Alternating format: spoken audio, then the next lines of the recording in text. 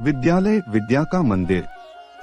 राधा और दीपू दोनों भाई बहन आपस में मिलजुल कर अपने परिवार के साथ रहते हैं। वे दोनों अपने माता पिता का हर कहना मानते हैं।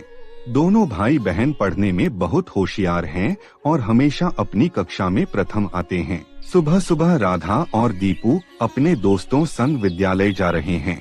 कक्षा शुरू होते ही दीपू ने गुरुजी से पूछा, गुरुजी, प्रतिदिन विद्यालय आना क्यों जरूरी है? गुरुजी मुस्कुराए और बोले, विद्यालय से शिक्षा प्राप्त करने की वजह से विद्यार्थियों का व्यक्तिगत और मानसिक विकास होता है। शिक्षा प्राप्त करने के साथ ही छात्र विद्यालय में शिक्षक और बड़ों का सम्मान करना भी सीखते हैं। न केवल विद्यालय आना बल्कि प्रतिदिन कक्षा में मन लगाकर पढ़ना तथा मित्रों के साथ मिलजुल कर रहना चाहिए।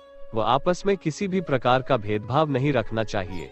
सभी धर्म, समाज एवं संस्कृति का सम्मान करना तथा किताबों का अध्ययन करके उनसे ज्ञान अर्जित करना ही एक विद्यार्थी का धर्म है। आज मैं तुम्हें स्वामी विवेकानंद जी की कहानी सुनाता हूँ, जिन्हें किताबों से बहुत ही लगाव था।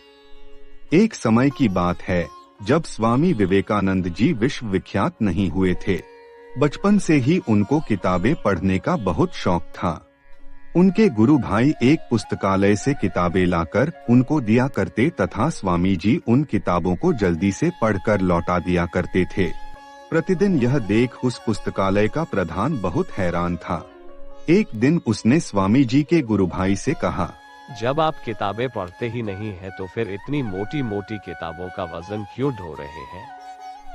गुरु भाई बोले, मैं ये सारी किताबें अपने गुरु भाई के लिए ले जाता हूँ और वे इन सभी किताबों को गंभीरता से पढ़ते हैं।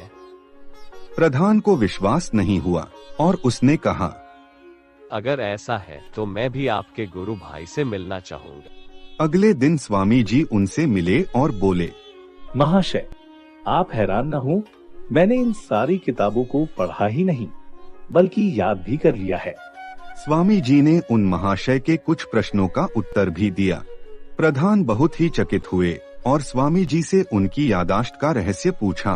तब स्वामी जी बोले, यदि मन को एकाग्र करके पढ़ा जाए तो वह मस्तिष्क में अंकित हो जाता है। एकाग्रता का अभ्यास करके आप भी पढ़ना और उसे याद रखना सीख सकते हैं। सर्वेषां तु पदार्थानाम अभ्यासः कारणप्रम अनभ्यासेन मर्त्यस्य प्राप्तो योगोपि नश्यति। अर्थात प्रत्येक वस्तु की सिद्धि में अभ्यास ही मुख्य कारण होता है। बिना अभ्यास मनुष्य की प्राप्त की हुई कार्य कुशलता भी नष्ट हो जाती है। तो बच्चों, इस कहानी से हमें यह सीख मिलती है कि यदि हम प्रतिदिन एकाग्र मन से विद्यालय जाकर पढ़ें, तो हम अपने मस्तिष्क को सभी कार्य करने के लिए सक्षम बना सकते हैं। तभी घंटी बजती है और सभी बच्चे कक्षा से बाहर आकर एक साथ भोजन करते हैं।